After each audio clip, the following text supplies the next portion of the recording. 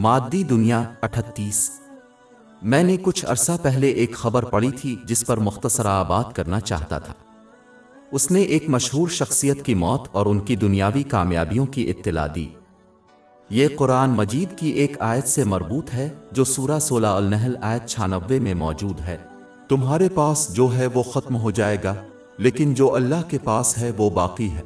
اس مشہور شخصیت کی موت ان بہت سے مشہور لوگوں کی یاد دہانی تھی جو گزر چکے ہیں، اور انہیں دنیا بالخصوص میڈیا اتنی جلدی کیسے بھول گیا تھا۔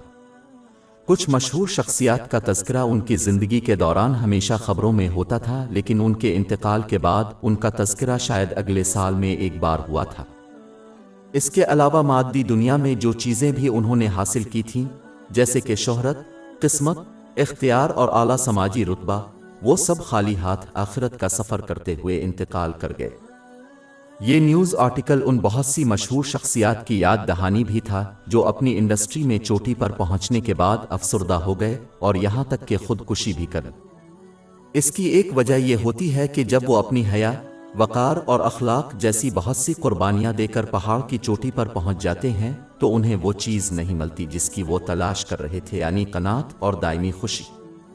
جب وہ اپنی زندگی کا اندازہ لگاتے ہیں تو انہیں احساس ہوتا ہے کہ اپنے سابقہ اور زیادہ خوشگوار طرز زندگی کی طرف لوٹنا ممکن نہیں ہے، کیونکہ جو چیزیں انہوں نے قربان کی تھیں وہ اب منتقل ہو چکی ہیں یا ختم ہو چکی ہیں۔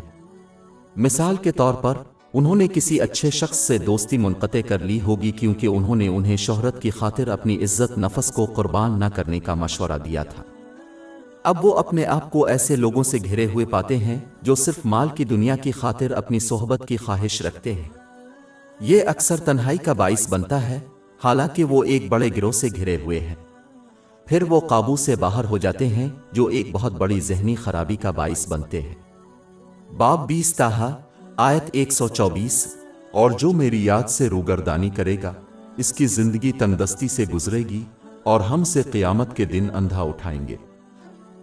سمجھنے کی اہم بات یہ ہے کہ دنیاوی کامیابی کے حصول میں کوئی حرج نہیں ہے جب تک کہ یہ حلال ہے، لیکن اسلام کی مقرر کردہ حدود کو حاصل کرنے کے لیے ان کو جو نعمتیں عطا کی گئی ہیں، مثلاً ان کی حیا کا غلط استعمال کر کے اسے قربان نہیں کرنا چاہیے۔ مادی دنیا پر آخرت کو بھی ترجیح دینی چاہیے، یہ جانتے ہوئے کہ جو کچھ بھی دنیاوی چیز اسے ملے گی وہ آخرکار ان کی زندگی میں موت کے وقت چھوڑ جائے گی۔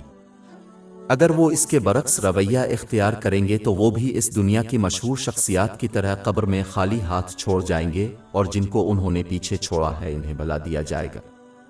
لہٰذا ایک مسلمان کو چاہیے کہ وہ اسلام کی حدود میں مادی دنیا سے لطف اندوز ہوتے ہوئے اللہ تعالیٰ اور لوگوں کے لیے اپنے فرائض ادا کرے۔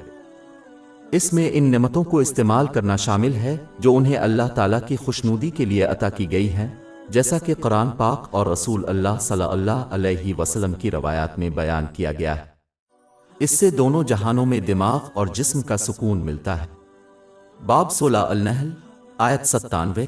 جو کوئی نیک عمل کرے گا، خواہ وہ مرد ہو یا عورت، حالانکہ وہ مومن ہے، ہم اسے ضرور پاکیزہ زندگی دیں گے اور ان کو ان کے بہترین اعمال کے مطابق ضرور اجر دیں گے۔